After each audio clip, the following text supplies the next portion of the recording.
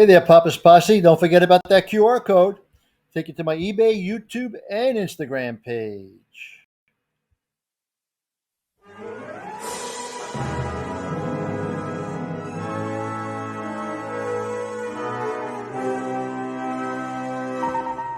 Welcome back to the channel, Papa's Posse. Once again, it's time for Papa's Comic Books, coffee, and more. Today we have Marvel Comics Group The Thing, number 1, 60 cents back in 1983. First collector's issue. Title of one of the stories in here is Lifelines by John Byrne and Ron Wilson. Now, before we begin, don't forget this book and others are available on my eBay page, Papa's-Comic-Books. Please hit that like button, subscribe to the channel, and leave a comment, okay? Here we go. Lifelines, Yancey Street, one way, no parking. Uh-oh. Smell it? The polite phrase is urban decay. Ben Grimm, the Thing, knows it by other names. This neighborhood is dead and rotting. Fetid winds stir the strewn garbage, carrying pungent odors of sewage and offal. It assails his nostrils, brings tears to his clear blue eyes. The whole area is a blight on the face of New York. But it is also something else. This is it. This is home. The old homestead, I barely recognize it. This neighborhood was always rough, but it can't be all that long since I was here. Can it? How could things have got so bad so fast? Unbidden, a wave of grim nostalgia crashes across the Thing's voice, speak memories from shadowed corners. The ghosts of old times float before him. The smell of cooking cabbage teases his nose, a phantom. No one lives here now. The cracked and peeling walls are as dry and dead as the memories they evoke. This part of his life is gone forever. Then he hears them. Voices, no more than half-sensed murmurs, vague and incomprehensible. There's something in the basement. Somebody. Excuse me. A sudden foreboding grips him. In his life, Ben Grimm has rarely known the specter of fear, but here, near something in the web of an ancient pain, the ghost seems suddenly very real. The wooden steps creak in painful protest under his 400 pounds. The Thing descends into darkness, but they hold. More memories.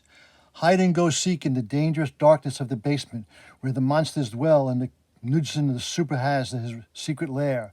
The smell of old cardboard boxes, the lingering stench of cheap booze, raised voices sending trembles through the flimsy walls as Knudsen has another fight with his wife. Eventually, he strangled her and went away. The children were spared the details of his prison suicide. But the terrors of the basement grew new teeth, and the next super did not live in Knudsen's old apartment. The voices are definitely coming from in here. Man, oh man, ain't it funny how the old stuff comes back when you least expect? My knees are shaking. But these are not the long-dead voices of murderer and victim. They are young and they are angry. This is the place, all right. Guess I should make an entrance. Only a little more dramatically, I think. It is only a tap that would fell a raging bull, elephant. Holy spit! What is going on? It's him. It's the Thing. Don't get too close. Keep them weapons ready. Weapons, man, you kids really are as pathetic as I was told, ain't you? Pathetic, we'll show you who's pathetic. Get him! And they throw rocks and bricks and bottles at him. The fuselage smashes at him from all directions. But to one and has known and survived the ravages of fallen worlds and unguessed dimensions, it is a knot. Let me know when you're finished. You think you're tough, don't you, big orange ape traitor? I'll show you. Ben is oddly touched by the fire in the youth's eyes and the mad bravado in his young, cracked voice. But as to the attack, I said, when you're finished, I want to have a few words with you clowns. Hey, put me down.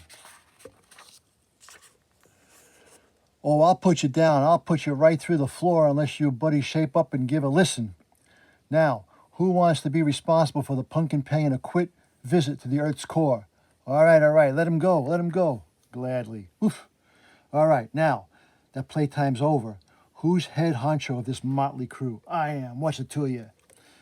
Geez, you punks never let up, do you? Always got to play the tough guy. Always got to be hard as nails. But if anything like a real emotion came up in that half to bite you blasted butt before and even noticed it. Don't lay your fancy talk on us, superhero. Them words may mean something when you got your full belly and a lots of bucks, but down here, they're just chicken spit. Why ain't you fly on back to that ritzy pad, the Baxter building? Maybe the Earth needs saving again. Maybe some big bad supervillain's looking to give you a kick in the pants. Now you listen. Save it, pal. We only listen to our own kind, see? And you ain't one of us. Sometimes I don't believe you ever were. The smile is insolent, driving a cold wedge into Ben Grimm's heart. The flood tide of memory peaks and threatens to wash him away. For a long, tense moment, there is silence in Mr. Knutson's old flat. The thing fights down unwanted emotion. Then, punk, I've pinched off guys' heads for less than that, and that was before the cosmic rays turned me into a rocky orange monster. Don't sing your sad songs to me. I was born in the neighborhood. I know all about it. Why don't you just blow away, ugly? You got nothing to say to us. There aren't nothing we want to hear from traitors. What? What traitors? You heard me, Blue Eyes. You're a traitor. You and them all the fancy pants do-gooders that quit Yancey Street, that betrayed the code. The words send icicles through Ben Grimm's blood. So familiar, so terribly, dreadfully familiar.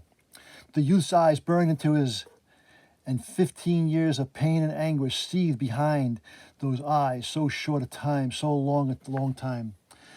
Deep within the thing, the long locked door swings open. The hidden demons stalk again. The corridors of his mind, he fights against stinging tears. But when he finds his voice, it is a rock hard and steady as his own unyielding hide. Okay, punks, grab some upholstery. I'm going to tell you a little story. You think you've all got it so hard and rough here, don't you? Well, you ain't the only ones who ever grew up without enough food in your belly or wearing third hand-me-downs. I grew up on this street right here, in this building, and life was no sweeter than, hey, Pipsqueak, Dan, my big brother Danny Jacob Grimm. Boy, I used to think the sun shone out of his belly button. How's it shaking, Pipsqueak? You need some dough? Wow, thanks, Dan. You gotta watch us play, Dan. I got me the meanest stickball pitching arm on the alley. Yancey Street. Some other time, Squeak. Me and the guys got things to discuss. See you later. Dan. Me and Dan was real close. Back then we had to be Dad. We had to be. Dad couldn't seem to hold a job for more than 6 months, what with his drinking. In those days, if you looked into the dictionary under poor, there'd be a bin of pictures of the family grin. And Dan and my dad, they was always fighting. Then one night, you just hold your noise, punk. Punk, don't you punk me, you crummy no-good bum. At least I'm bringing money into this dump. Dan, please. Hang it up, Ma. Ain't nothing ever gonna change around this dump. Nothing. I'm going to bed. The arguments were getting real, hot and heavy in them days. Them last few days, Dan was leader of the Yancey Street gang. Then, and Dad knew any money he might bring in was probably stolen. He didn't have enough self-respect to fill a thimble, my dad, but he knew wrong. He knew gangs were wrong. That night, I pretended to sleep. When Dan came to bed, I just lay there quiet and listened to him breathing. I was only 8 years old, but I got enough sense in my head to know something big was brewing, something awful. Then, long about midnight, he didn't hear. I didn't really want to. He was my big brother, and in my eyes, he could do no wrong. But that night, for the first time, I decided to follow him. He led me a real chase. Let me tell you, I don't think I knew I was following him, but it's a good bet he thought someone might be. I stayed on him all the way to Thompson Avenue. That was the forbidden ground for Yancey Streeters. Even then, the Thompson Avenue gang would slice out Yancey Streeters' heart as soon as you look at them. I was scared, more scared than I'd ever been in my life, but not nearly as scared as I was gonna be. In my day, we called it a rumble. Gang warfare, pure bloody-minded mayhem, no block against white rich, no black against white, no rich against poor, just bunch of punk kids who'd got so little to lose, who'd been pushed to the wall so much they just had to lash out. And so they lashed out at each other, at the other poor punks, with the same empty guts and ragged hand-me-downs. And then it happened. I've seen death a lot of times since then, seen it fast, seen it slow, but that was the first time I'd never seen anyone die. 1 second he was Dan Grimm, more alive than anyone I'd ever known. The next second he was 140 pounds of nothing. It was just that quick. Dan! No, Dan! Ooh, G.I. Joe and Cobra. Death had never been real to me before that moment. Oh, I remember my mother crying when she got the letter from the old country saying her own mother had passed on, but that was words on paper, just words about someone I'd never met. This was real. This was Dan. I swore then. I cussed aloud for the first time in my life. I cussed Yancey Street. I cussed Thompson Avenue. I cussed against my dad. I even cussed that God. And when I was finished, I did the one thing I know now Dan would never have wanted me to do. I fought. And if the cops hadn't arrived right then, I might have died myself. Most of the gangs got away, scurrying into hidey holes like rats. I didn't. The cops took me down to the precinct house and called my folks. They knew Dan was dead. By the time they got there, Ma was all in tears. Dad was his usual understanding self. He slapped him. That night was still with me, still with my nightmares 10 years later. By then, I was the head of the Yancey Street gang. All of Dan's old pals were either dead or in jail. We were new. We were tough. Then one day, Uncle Jake. What are you doing here, mister? This ain't your turf no more, remember? Ben, I have some bad news. Your parents, Ben, they're dead. What can I say? It was that night Dan died all over again. I went nuts. Ooh, what was that? Wolverine? He went nuts. I don't know how long I pummeled at Jake, but he was a strong man. He took it. And finally, when my anger and grief had taken a toll, he just caught me up in his arms like I was nothing but a baby, and I cried.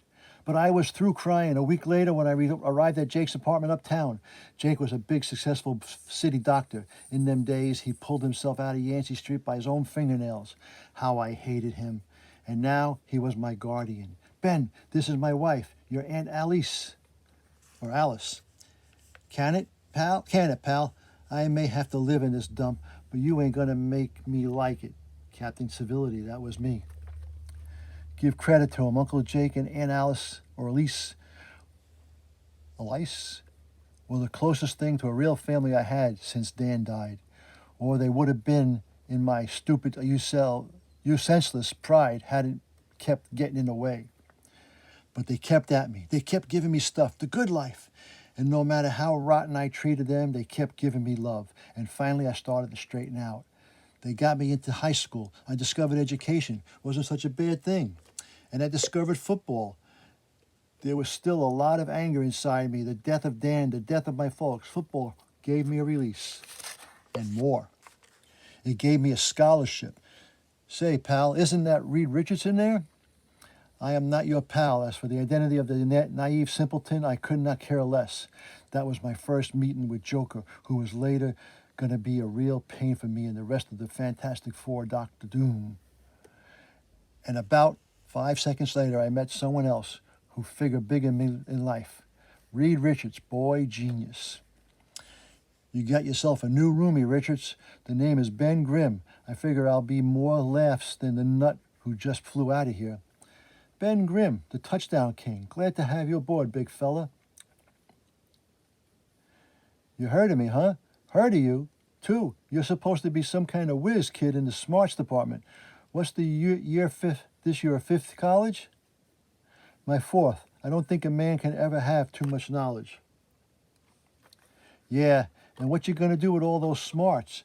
I'm gonna build a rocket. Ben, a rocket to the stars. Ha ha. Tell you what, pal, you build a rocket and I'll fly it. I did end up flying too, though it was the furthest thing from my mind that day I first met Reed.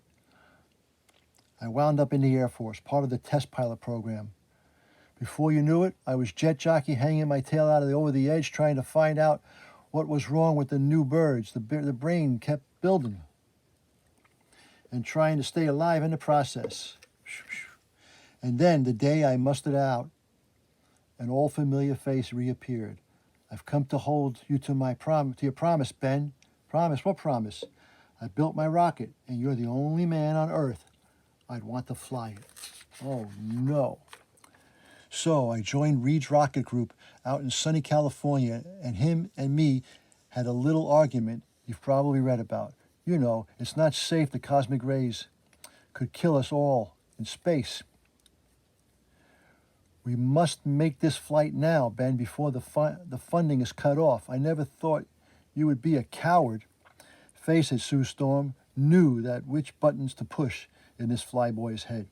So off we all went, Reed, Sue, her kid brother Johnny, and yours truly. Reed said the new drive he developed was safe. Susie on the kid went along to prove it. Leastways, I can't think of any other reason for them to have been there. The government was providing partial funding for Reed's experiments. They'd closed up the base tighter than tight. But Reed had practically built the whole place with his own two hands. He knew a way past the guards. Blasted off and set off on what we thought would be some kind of historic flight. It was, but not quite the way we'd expected. We flew right into a cosmic ray storm. We crashed back to Earth, lucky to be alive, but we was more than alive. We was the Fantastic Four. You sing a good song, tough guy. But what you say don't change nothing. It didn't change nothing at all. You still sold out, superhero. You left Yancey Street, you left the life, you broke the odds. And anybody can make it out there in the soft life. The trick is to stay here, stay right here, and make it and survive. I will survive. Kid, you break my heart, and that's no bull. I ain't talking smart right now. Maybe for the first time in my life, the wisecracks are all used up. Looking at you is like looking into an old mirror, an old cracked mirror. Maybe what I've told you ain't testament a hill of beans.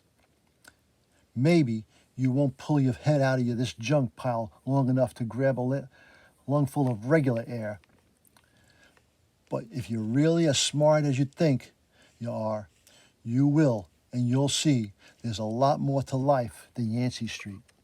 And maybe, just maybe, if you're as tough as you say you are, you'll grab a passing lifeline and haul yourself out. Here, long punk.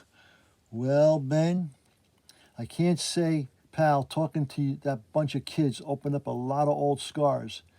Stuff I ain't even talked about to Reed or Susie. Your son was the leader of a real toughie. Maybe he'll get turned around while there's still time.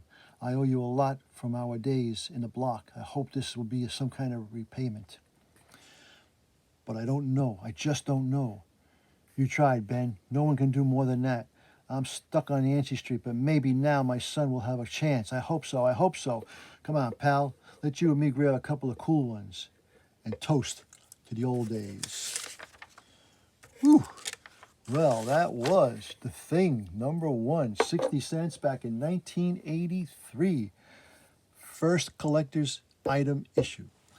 Hope you enjoyed that little reading. Now, don't forget, this book and others are available on my eBay page, Papa's-Comic-Books. Please hit that like button and subscribe to the channel. And as Papa, Ben Grimm, and The Thing always say... That was easy. Until next time, Papa is out.